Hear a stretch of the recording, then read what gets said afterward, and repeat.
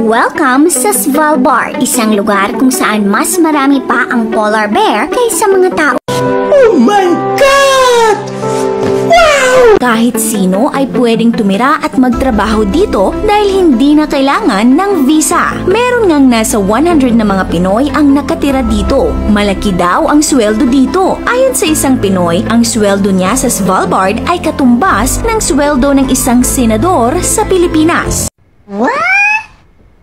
Pero syempre, kahit na malaki ang sweldo, mataas din ang cost of living sa Svalbard, isang liblib na lugar na teritoryo ng bansang Norway. Noong 2021, nasa 2,900 katao ang nakatira dito. Sa Svalbard ay hindi pwedeng magsilang ng sanggol. Sa Svalbard kasi ay meron lamang isang ospital pero walang maternity clinic. Wala silang sapat na gamit at pasilidad kaya hindi ligtas ang mga anak dito. Kaya ang mga buntis dito ay umaalis na isang buwan bago silang nganak. At lalong hindi rin pwedeng mamatay ang isang tao dito. Wait, what?